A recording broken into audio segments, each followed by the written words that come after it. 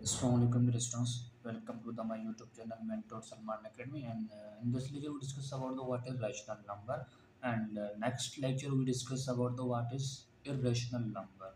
Rational and irrational number, this is a very basic concept. अच्छा, so rational number a number that can be written means क्या, वो number जिसको हम number को means के ऐसे नंबर जिसको हम लिख सकें कौन सी in the form P comma Q, oh sorry, a number that can be written in the form means के P upon Q फॉर्म में लिख सके। यहाँ पे लिख लेते हैं P upon Q फॉर्म में लिख सके। A number that can be written in the form, कौन सी फॉर्म, P upon Q की फॉर्म में लिख सके, where P comma Q belongs to integer number, this is necessary. P and Q जो है वो इंटीजर से बिलोंग करने चाहिए, इंटीजर नंबर पता है मुझे, उम्मीद आप लोगों को कौन से होते हैं। And Q does not equal to zero होना चाहिए, ठीक है। अगर हमारे पास P अपॉन Q की फॉर्म में ऐसे नंबर को लिख सके, बट P अब कामा Q जो है वो इंटीजर से बिलोंग करेंगे and Q does not equal to zero होना चाहिए। अगर ये जीरो हो जाएगा फिर हमारे पास टर्म हो जाती है अनडिफाइंड। टर्म क्या हो जाएगी हमारे पास फिर, अनडिफाइंड हो जाएगी, ठीक है।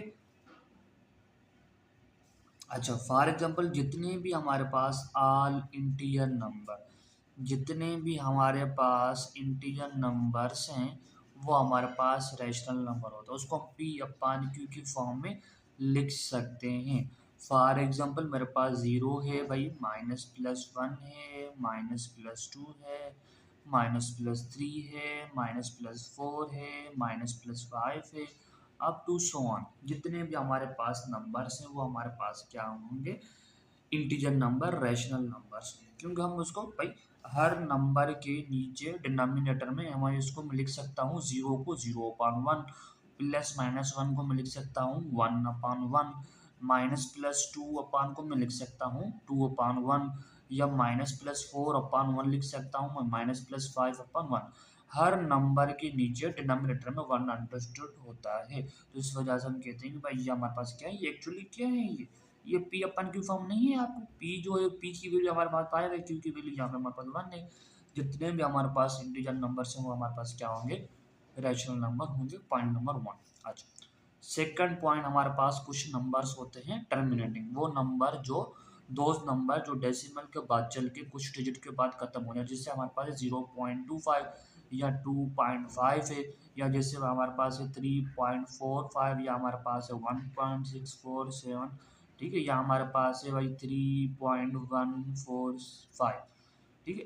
ऐसे नंबर जो डेसिमल के बाद कुछ डिजिट, डेसिमल के बाद कुछ डिजिट के बाद क्या हो जाए, फाइनाइट हो जाए या एंड हो जाए, तो हम उसको क्या बोलते हैं लिसनर्स, हम उसको बोलते हैं टर्मिनेटिंग नंबर, ठीक है। अच्छा, वो भी हमारे पास क्या होते हैं, टर्मिनेटिंग नंबर क्या होते हैं, रैशनल नंबर। हम उसको पी अपन क्यू की फॉर्म में लिख सकते हैं। कैसे, देखें, जीरो पॉइंट डेसिमल को खत्म करने के लिए क्या करते हैं भाई, डेसिमल को हटाएंगे, उसके 2.5 डेसिमल के नीचे बिल्कुल हम वन देंगे, जितने नंबर होंगे मीन्स के डेसिमल का जितने डिजिट होंगे उतने हम जीरो देंगे, तो हमारे पास क्या हो जाएगा, 25 अपान में 100 हो जाएगा।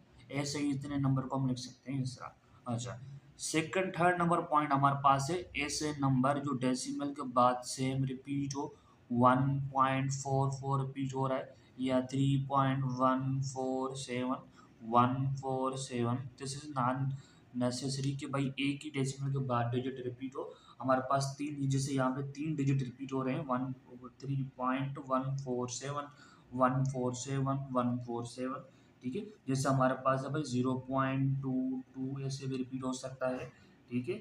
जैसे हमारे पास है कि 3.147819147, ये, ठीक है। तो वो कुछ डिजिट के बाद भी हमारे पास क्या होते हैं, वो तीन डिजिट, चार डिजिट या एक डिजिट रिपीट होता है, तो हम ऐसे नंबर को बोलते हैं रिकरिंग डेसिमल फ्रैक्शन, ठीक है। Non terminating recurring decimal fraction, non terminating recurring decimal fraction. इसको हम ऐसे नंबर को हम क्या करते हैं, पी अपान क्यू के फॉर्म में लिख सकते हैं। बस इतना आपको आइडेंटिफाई होना चाहिए। तो ये हमारे पास क्या होंगे, एक्चुअली ये रिकरिंग डेसिमल फ्रैक्शन क्या होते हैं, ये रैशनल नंबर्स होते हैं। ठीक है, ये पॉइंट कब समझ में आएगी। और उसके बाद ये एक वेरी वेरी इंपॉर्टेंट पॉइंट है हमारे पास है, क्या बेटा, देखिए जिस तरह ये हमारे पास है नंबर 1/2 है।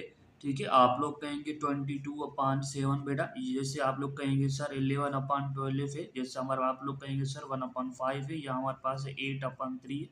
अब सर ये भी तो हमारे पास पी अपन क्यू के फॉर्म में है, लिखे हुए हैं। ठीक है, तो ये ज़रूरी नहीं है कि बेटा जो चीज़ इसके पी अपन क्यू फॉर्म में लिखी हो कि वो रैशनल नंबर हो। ठीक है, अगर हमारे पास ये इस तरह के जो प्रॉब्लम होते हैं उसमें हम कैसे आइडेंटिफाई करें, इस तरह के जो नंबर होते हैं उसमें कैसे आइडेंटिफाई करें इसमें से कौन सा रैशनल है कौन सा इरेशनल है। तो सबसे सिंपलेस्ट जो पैटर्न है इसमें ये करें कि भाई इनको डिवाइड करें। अगर मैं 1/2 को मैं डिवाइड करूँ, मीन्स कि ये 1 जो होगा वो डिवाइडेड हो जाएगा और जो 2 होगा वो डिवाइजर हो जाएगा भाई। अब डिवाइजर छोटा है तो हम क्या करेंगे, यहाँ पे जीरो लगा के यहाँ पे डेसिमल लगाएंगे। डेसिमल के बाद यहाँ पे एक जीरो आ जाएगा भाई। 2 की टेबल 10 पे 5 टाइम लगेगी, मीन्स के मुकम्मल टेबल लग गई हमारे पास। अगर रिमाइंडर जीरो आ गया तो ये हमारे पास 0.25। अब ये हमारे पास क्या हुआ 0.5, मीन्स कि ये क्या है हमारे पास, ये टर्मिनेटिंग नंबर है। कौन सा नंबर है ये बेटा, ये टर्मिनेटिंग नंबर है। तो टर्मिनेटिंग नंबर पता है आपको कौन से होते हैं, वो रैशनल नंबर होते हैं। टर्मिनेटिंग हमारे पास नंबर क्या होते हैं, रैशनल नंबर होते हैं। मैंने आप लोगों को अभी बताया था, ये हमारे पास लिखा हुआ है टर्मिनेटिंग रैशनल नंबर होता है। तो इस तरह के जो नंबर होते हैं बेटा हम इसको ऐसे इसके एकदम नहीं बता सकते एक ही सेकंड में तो ये रैशनल नंबर है, नहीं। उसको पहले डिवाइड करना पड़ेगा, डिवाइड करने के बाद ही हम बता सकते हैं कि ये हमारे पास रैशनल नंबर है या ये रैशनल नंबर है। अच्छा, लास्ट पॉइंट है, जैसा हमारे पास ये लिखा होता है √3 या √4 लिखा हुआ है बेटा, यहाँ हमारे पास √5 लिखा हुआ है, यहाँ लिखा हुआ है हमारे पास √7। तो इसमें से हम कैसे आइडेंटिफाई करें, देखिए जितने भी हमारे पास परफेक्ट स्क्वायर नंबर्स हैं, perfect perfect square number means कि वो नंबर जिसको हम रेडिकल लगाने के बाद उसको अगर हम सिंप्लीफाई करें तो हमें कोई ना कोई होल नंबर आना चाहिए। ठीक है बेटा, आउटपुट में हमें सिंप्लीफाई करने के बाद होल नंबर आना चाहिए। आप लोगों को पता है इस तरह के रेडिकल को जो जो इसका रूप में चीज़ें लिखी होती हैं तो हम उसको कैसे सिंप्लीफाई करते हैं, हमारे पास दो ही मेथड्स है। एक होता है हमारे पास प्राइम फैक्टराइजेशन मेथड।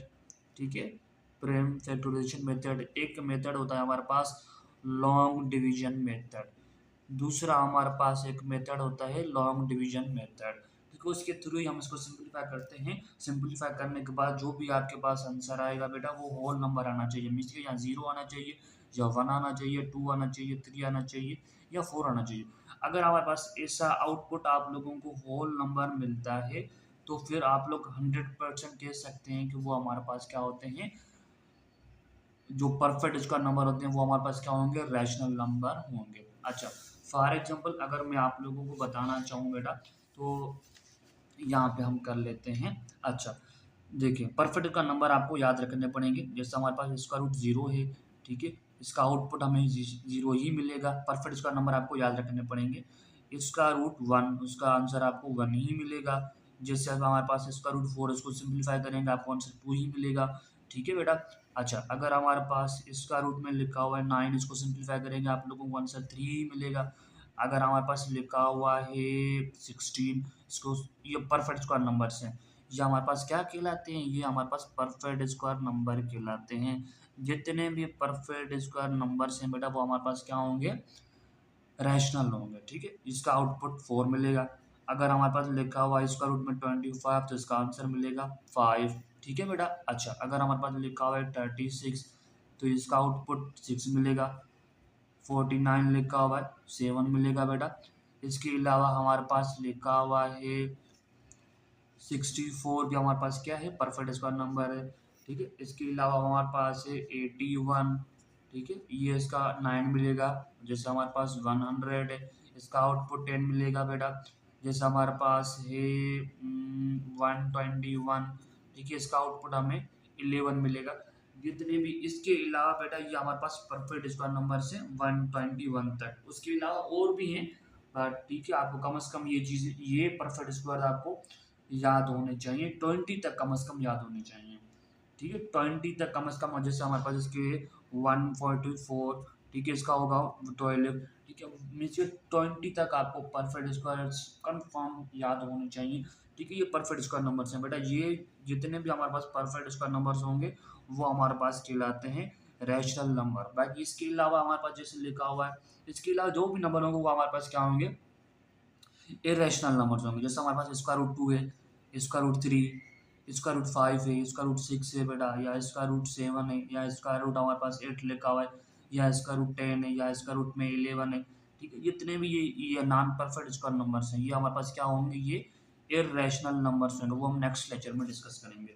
अच्छा, उसके अलावा हमारे पास ये वेरी वेरी इंपॉर्टेंट पॉइंट ये है कि आप ये लिखा होता है कि अगर हमारे पास लिखा हुआ है सर 1/√2, तो क्या ये रैशनल नंबर है? नहीं बेटा, क्योंकि ये देखिए अगर इसमें ये दो नंबर लिखे हुए हैं, एक ऊपर वाला एक नीचे वाला, अगर दोनों ही नंबर में, अच्छा अगर बेटा दोनों ही नंबर में अगर कोई एक इर्रेशनल नंबर मौजूद है तो फिर वो बेटा इर्रेशनल नंबर ही होगा, याद रखिए वो इरेशनल नंबर ही होगा। अच्छा, अगर हमारे पास ये लिखा हुआ है 1/√4, अब ये 1 भी हमारे पास क्या है, इरेशनल नंबर है। नीचे हमारे पास क्या लिखा है, स्क्वायर रूट में 4, आपको स्क्वायर रूट 4 पता है, ये परफेक्ट स्क्वायर नंबर है, तो ये भी रैशनल है। अगर दोनों रैशनल है तो इसका ये हमारे पास क्या होगा बेटा, रैशनल नंबर होगा। अगर हमारे पास दोनों, अगर न्यूमरेटर में भी रैशनल नंबर मौजूद है, डिनोमिनेटर में भी रैशनल नंबर मौजूद है बेटा, तो वो रैशनल नंबर ही काउंट होगा, याद रखें। अगर हमारे पास न्यूमरेटर में ये लिखा हुआ है स्क्वायर रूट 2, अपान में स्क्वायर रूट में 4 लिखा हुआ है। अब न्यूमरेटर तो हमारे पास क्या है, इरेशनल नंबर है, नॉन परफेक्ट स्क्वायर नंबर है। नीचे लिखा हुआ है भाई स्क्वायर रूट में 4, ये हमारे पास क्या है, रैशनल नंबर है। अगर न्यूमरेटर हमारे पास लिखा हुआ है इरेशनल नंबर और डिनोमिनेटर में हमारे पास है रैशनल नंबर, तो वो आउटपुट ये जो नंबर होगा वो बेटा इरेशनल नंबर में ही काउंट होगा, याद रखिएगा, वो हमारे पास इरेशनल नंबर में काउंट होगा।